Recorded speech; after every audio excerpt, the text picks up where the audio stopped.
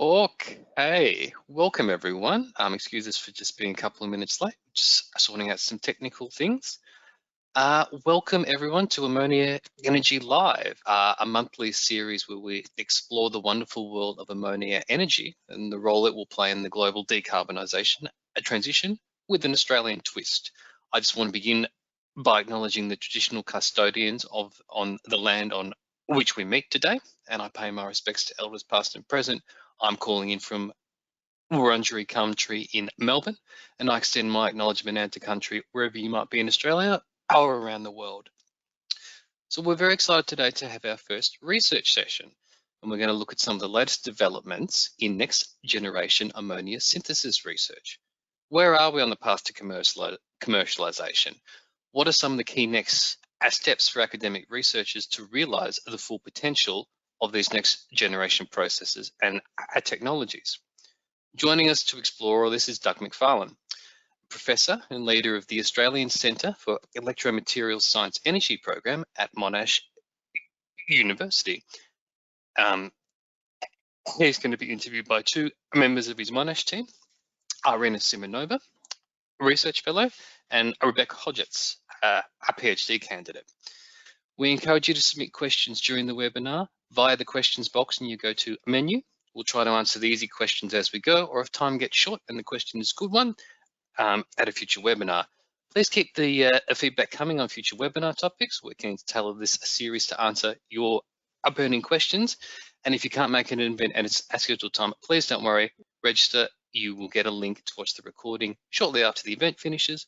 All recordings of these episodes also live over on YouTube at our channel, AEA Australia. Search for that, or Ammonia Energy Live, and make sure to subscribe once you get there. Without further ado, I'll hand over to Beck. Well, first of all, good afternoon, Doug. Thank you for joining us today. I was hoping that you could give us a quick background and context as to ammonia synthesis research. Like, for example, where did we start and where are we going? Okay, well, thanks, Beck, for the question, and thanks AEA for a chance to talk about some of our work and our perspectives on the future of ammonia. As we all know, traditional ammonia manufacture is mostly for fertilizers and is a fossil fuel burning process. And people broadly have begun to realize that that's a significant fossil fuel challenge to solve for the future. And we realized this as part of our solar fuels research in our center 7 or 8 years ago. And this was initially focused, of course, just at greening up the fertilizer industry. But more recently, of course, ammonia has become recognized as an important future energy store and energy carrier. And that's where our research has tended to focus as well. Douglas, I've heard about 3 generations of ammonia synthesis technology, and we are in the process of bringing the 3rd generation to life. Is it true? Yes, so let me explain that language. So generation 1 we describe as, of green ammonia, generation 1 we describe as the traditional ammonia technology, but with carbon capture. So some people would call that blue ammonia, that carbon capture being the key step. Generation 2 avoids the fossil fuel altogether and uses the green hydrogen as the source of the H that goes into the NH3, still using the Haber Bosch process for the main chemical reaction, of course. And generation 3 avoids Haber Bosch reaction altogether and goes for direct electrolysis of nitrogen gas to ammonia using renewable energy directly. So that's the generation 3, and that's exactly what we're working on at the moment. Perfect. So that's the progress. So what about the people? So what we're really interested, for those of you who don't know you that well, is what really motivated you to start this research, Doug? Well, I've been working on energy-related work for most of my research career. So I've been interested in how to generate and store energy, mostly revolving around electrochemical approaches to that for most of what I've been doing for all of my research career. And even though, 200 years ago, Michael Faraday was the one that really introduced electrochemical concepts to science, there's still an awful lot of mystery surrounds actually what goes on an electrode when a process such as we're studying with nitrogen reduction, what actually goes on that electrode when it happens. So there's a constantly fascinating challenge there as we explore generation 3. Always great to meet the people behind the research. So let's talk about the new research you just published in Science, I think. What was so groundbreaking about it? Perhaps I should start off with just explaining more detail what that generation 3 actually involves. So here we're taking nitrogen from the atmosphere, we're exposing that usually in solution to an electrode that's very negatively charged, and causing that to be reduced in the presence of some sort of proton source. The H in the NH3 has to come from this proton source.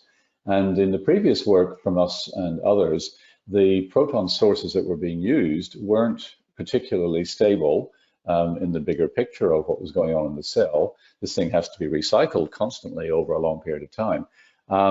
And essentially, in previous work, this was essentially sacrificial. In other words, nobody was expecting it to be the ultimate answer. So what we did was we borrowed on an interesting bit of relatively little known organic chemistry surrounding what's called what are called Wittig reagents. And these are used effectively as proton sources in organic media. And it seemed like they were exactly what we needed here. As long as we could recycle them and to reprotonate them at the other electrode and cause it to cycle back and forth steadily as a proton carrier between the two electrodes. And that's what we proved was happening. And not only were these highly stable, and we showed that was the case, but we were also able to, we also observed record levels of production rate and efficiency with these things. And that's still something that we're still studying. Now, this is really exciting science, Doug, but what I'm really interested in is talking about a bit about commercialization. So if this is one of the key milestones, this third generation is a key milestone, how many milestones are there to go before we're actually talking real commercialization? Well, as with all laboratory concepts, the first big challenge is scale up, and that's both an engineering challenge, but also a challenge in terms of getting mustering the right resources, the people and the money and the equipment that's required. So towards that end, we've spun out a company called Jupiter Ionics. If you wonder where Jupiter comes into this, this is possibly for the Trekkie generation, that's me. The atmosphere of Jupiter and some of its moons is substantially ammonia, so that's the connection if anybody's wondering. So within Jupiter Ionics, we have investors that have joined the company and to build up the resources to begin the engineering scale up of what at the moment is a small laboratory cell that we want to make bigger. Our first milestone in this, towards the end of this year, early next year, our goal is to have a device that can make around 100 grams a day. And that's actually quite a small device. Think of an iPad-sized device, perhaps thicker than an iPad, so it'll be stacked. But nonetheless, it's not a very big device. But already that, we call that Mark III, already that is big enough in terms of quantity of ammonia produced to fit a context as a direct fertilizer producer for example, horticulture, for commercial greenhouses, hydroponics, things like that. That's the sort of demand that something like that would produce. And it doesn't use a very large amount of electricity either.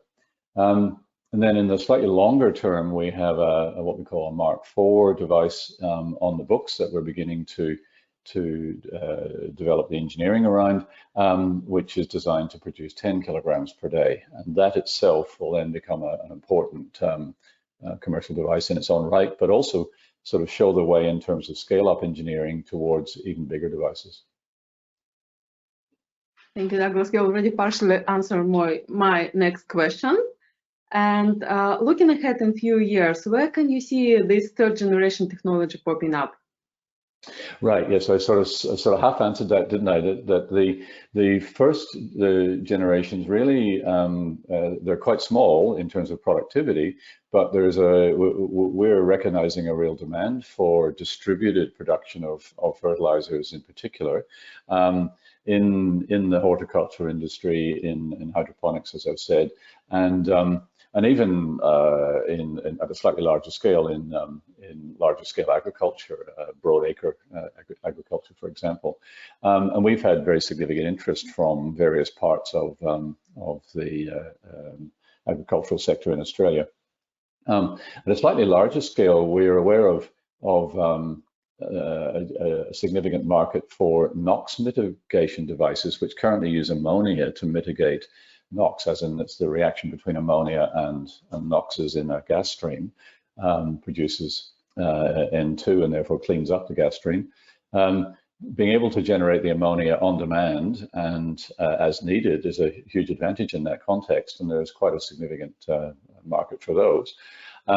So these are our immediate marketplaces, so to speak, for these devices that are producing hundreds of grams to kilograms of ammonia per day, but most significantly on demand on a very distributed basis. Thank you. Well, Doug, congratulations on remarkable progress in the research. I was just wondering, what's next for your group? Like the next thing, what's coming down the pipe? Recognizing that ammonia is useful directly as a fertilizer. So soils will tolerate the injection of anhydrous ammonia near the root system of a growing plant. But a large number of significant commercial crops really are looking for N in the form of nitrates, so that the oxidation of the ammonia towards ammonium nitrate and then ultimately fully a nitrate salt, such as potassium nitrate, is an important part of satisfying the bigger agricultural application. So what we're talking about now is the ammonia oxidation reaction, which is currently carried out large scale in the Ostwald process. And what we're focusing on is the ability to do that ammonia oxidation reaction again at our small and very distributed scale, and that's already producing some useful results where we think we can develop a device that will dovetail to our nitrogen reduction reaction ammonia generating device to produce at least ammonium nitrate and in the future salts or solutions like potassium nitrate solution. Okay, thanks. We look forward to more good news in the coming years. Thinking more broadly about moving ammonia research like yours from the bench to the shop floor, what's currently being done well and what needs more attention? Are there any big gaps or roadblocks in the way? Well, clearly the role of a spin-off like Jupiter Ionics is to take the first steps towards large-scale manufacture, and it's that scale up which is always challenging. That's challenging in terms of translating the engineering of a laboratory cell, which is often a square centimeter of electrode area or smaller, to scale that up to a much larger device without compromising efficiency, and that's the challenge. And that takes both engineering skills and expertise, which tangentially, by the way, is available in this context. We're doing electrolyzer engineering that is very similar to the water electrolyzer engineering, which is also a very active research topic in our group, and of course is a well-known larger scale device. So there's much to borrow on in terms of technological expertise and design types.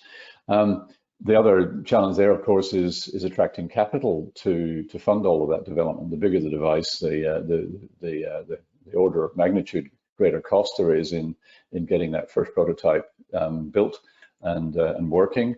and then of course replicating it. So so that's probably, as always, for any development like this, the big challenge is always attracting the steady flow of capital to keep it going. Yes, of course, of course. Now, taking a slight detour, you've always been very quick to point out any potential problems with ammonia synthesis, for example, disturbing the natural nitrogen cycle or emitting of NOx processes. Can you make a comment on how well you think this is currently being done, or if there are any potential impacts we should be aware of or looking more closely into? Indeed, I will, Beck, but can I just take a moment here to plug in my power pack, because I'm running out of energy here. Please do, yeah, please do, yes. I think that would be preferable. Yes, this thing is drawing battery power like crazy. Okay, yes, okay, now we're back in business. Indeed, so obviously as we contemplate a massively increased use of ammonia, now I think we're talking about it being used as an energy carrier and a fuel. The point here is we need to carefully consider the impact of that on the natural nitrogen cycle. We are interfering is a tempting word to use here. We're creating a cycle, an anthropological cycle of using nitrogen gas, creating a reduced form of nitrogen, and then releasing it hopefully back as only N2, and that, as described, should be acceptable at a global scale. But if there are any side products that don't get fully returned, then we are truly creating a load on the natural nitrogen cycle, and that's something we need to watch out for. And as we address this in the paper we wrote a couple of years ago, called A Roadmap to the Ammonia Economy, and I'm happy to send anybody a copy of that if they'd like to read that paper. And we pointed out a few of the issues there, and we made a comment there that it's obviously important that humankind does not replace a CO2 environmental crisis with an NOx environmental crisis in the future. So none of us wants to be responsible for that. Now, I think that fortunately we know today a lot more about NOx mitigation already in engines and turbines, and there's already increasing attention to NOx and nitrate emissions in agriculture. So a lot of these things are progressively better understood. If you look at this in a historical context, certainly better understood than CO2 emissions to the atmosphere were understood 200 years ago when we started to use coal in large quantities. But nonetheless, there's definitely a need for further research into atmospheric nitrogen cycling, into ocean nitrogen cycling. Why those oceans comes into this is because any nitrates, any dissolved species that end up in the river systems and so on ends up in the ocean, and then it's up to the ocean to cycle it, hopefully substantially back to the atmosphere as N2 eventually. Question is, how long is eventually, and is that acceptable, or do we end up nitrifying our oceans in 100 years' time? So questions like that, where we don't fully understand some of the cycles that are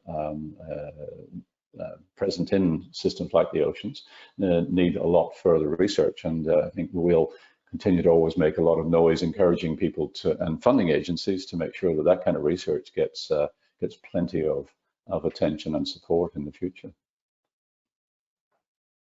Thank you for giving us your time today, Douglas. And as a last insight, can you share what you find valuable about being a part of Ammonia Energy Association?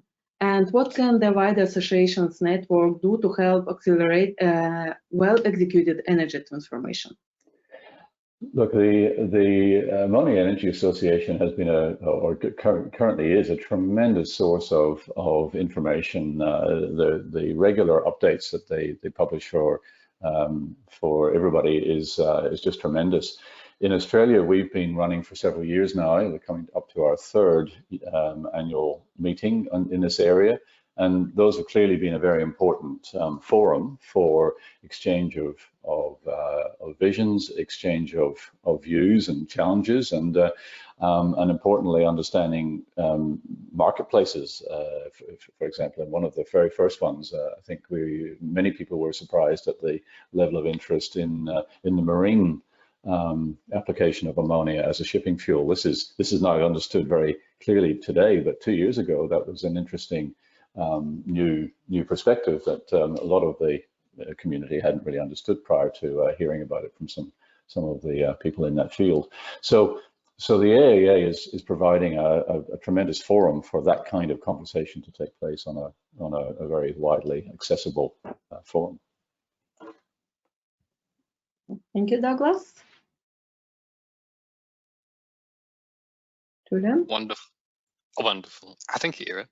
Thank you all very much for that conversation. That was lovely, and thank you for the plug for our upcoming August conference. There'll be more information on registration for that next week. Our program of speakers is coming together really, really well.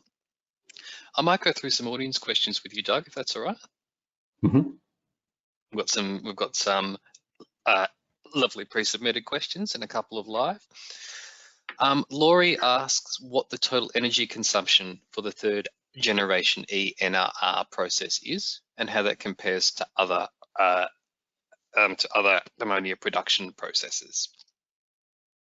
Right, and I noticed there was a similar question from Karel as well about this, and that question prompted the answer, if you like, in kilowatt hours per kilogram of ammonia produced. So there are numerous, if you like, unit systems in which one can have this discussion. So maybe let's, for the sake of today, go with that kilowatt hours per kilogram quantity or unit system.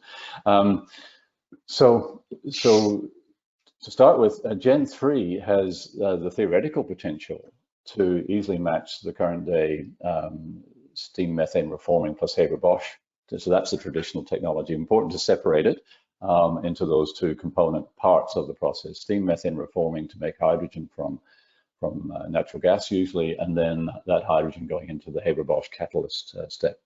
So those two between them in the traditional technology today operates operated around about 9 kilowatt hours per kilogram. And generation 3 fundamentally has the potential to match that. So that's the important thing to realize. Now, Gen 2, to give ourselves a benchmark in terms of green technology today, Gen 2, it's a little hard to pin that down at the moment. It's not been demonstrated on a large scale. But thinking about the extra step that's involved, which is the electrolysis of water, and the efficiencies that are likely to be involved at a practical level in that case, makes me think that it might come in at around 13 kilowatt hours per kilogram, or numbers around that area.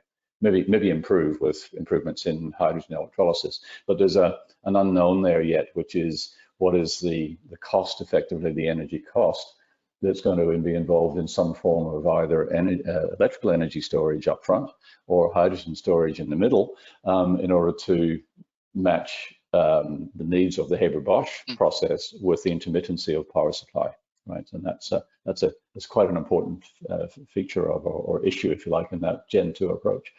Our Gen 3 approach doesn't have that issue, by the way, so it's an important plus, if you like, on the side of Gen 3. At the moment, our very much unoptimized Gen 3 process that we have in the lab is operating at around about 20 kilowatt hours per kilogram. So we're quite a long way ahead of, or I shouldn't say ahead, quite a long way greater in energy consumption than the Gen 2 would be. But this is very early stage for this process, and I think there's great potential there. For us to improve what we're doing. And as I say, theoretically, eventually Gen 3 could beat or at least match current day technology. Excellent, thank you. Pravin asks your views on ammonia synthesis based on solid oxide electrolysis. Yeah, interesting question. There's definitely potential, I think, in that process. My overall impression is that the practical energetics and the stability factors that surround that approach to ammonia generation have yet to be really settled and pinned down, but certainly something to keep an eye on. Lovely.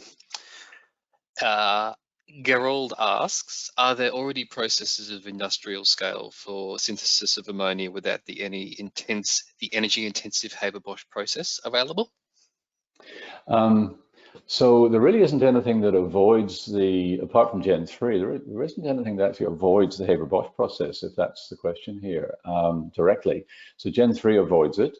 And then there's another question, I think, later on, so maybe I'll just answer that right now, about the possibility of what you might call an enzymatic or a biomimetic approach, which copies the nitrogenase enzymes in nature, the nitrogen fixing enzymes in nature to make reduced nitrogen compounds.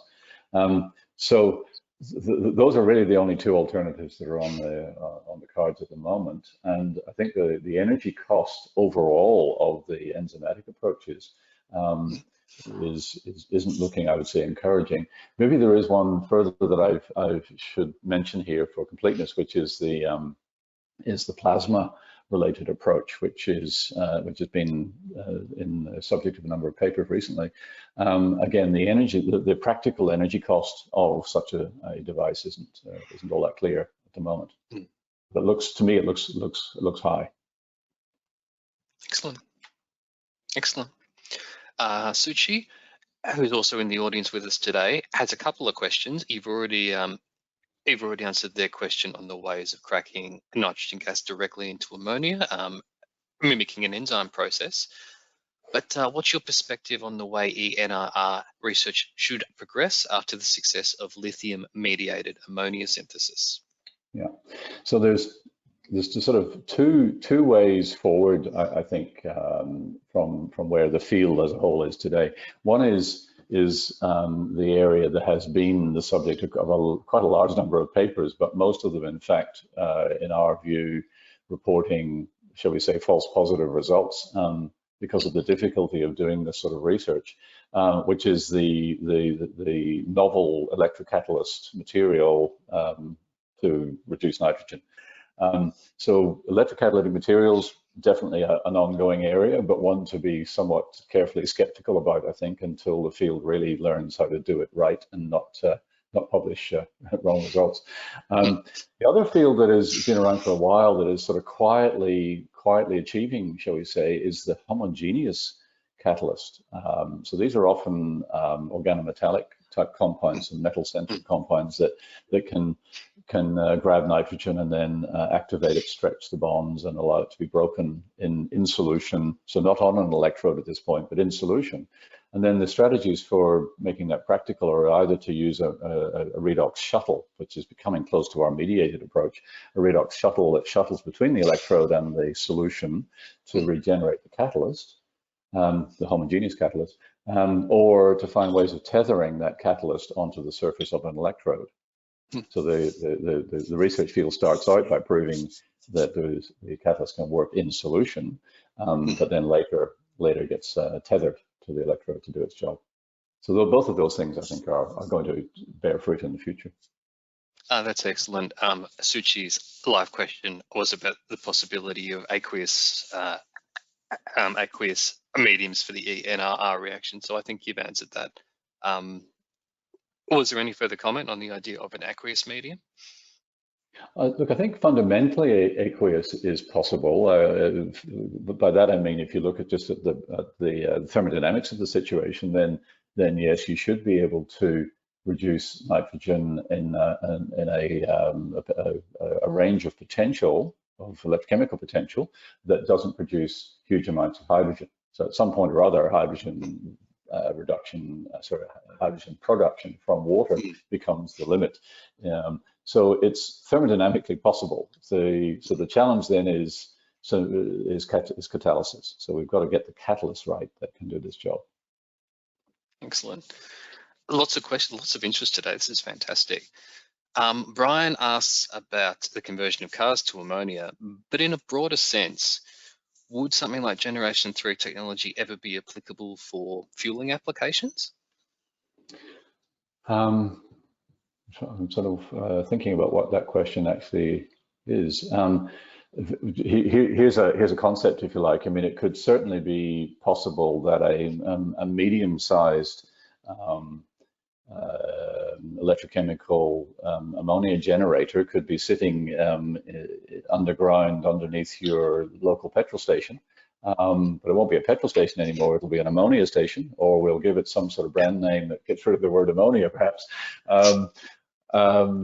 And the station is taking on renewable energy when it's most available in the 24 or 48 hour cycle of intermittent energy supply, creating its own liquid fuel in ammonia in its underground tank, and then supplying it on a neighborhood basis. So if that's the sort of thing that you're asking about, Brian, then absolutely. And if you could answer the question then, how big does this thing need to be, and what kind of energy supply does it have to come into it, just by thinking, well, what is the typical amount of petrol delivered by a local neighborhood petrol station?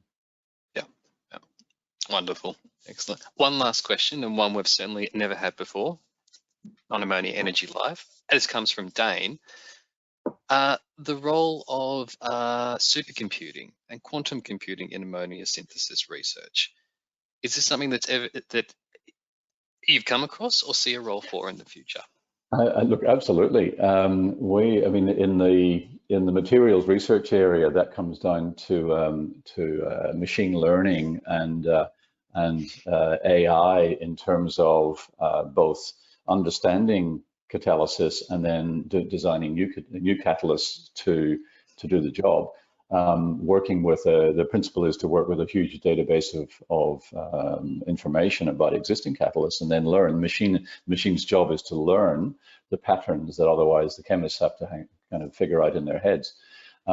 So machine learning approaches to materials chemistry, effectively, is a very much a coming thing. And to an extent, at various levels, we're already doing that. And the more powerful the computers, absolutely, the more powerful the computers, the more we will be able to do this. Excellent. Yeah, really interesting, really, really fascinating. Thank you very much for answering all those questions, Doug. That's fantastic. So with that, I'll put a wrap on this month's episode of Ammonia Energy Live. Thank you to our live audience for coming along. A really special thank you to our three presenters who've stepped in at a short notice, and Beck on super short notice. Your efforts are very much appreciated. Thank you very much for all that.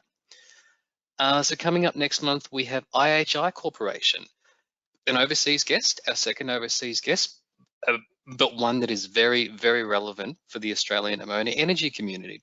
In Japan, IHI are working very closely with JERA to get ammonia coal co-firing up and running. And they've also signed a series of agreements with Australian organisations for the study of green ammonia exports from Tasmania.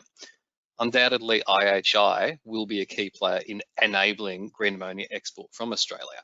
So please don't miss out on this conversation. Mark it in your diaries. Thursday, July 29th at 2 p.m. AEST. Everyone who registered for this event will get a registration link into their inboxes. We'll promote it through our usual channels, and we hope you can attend.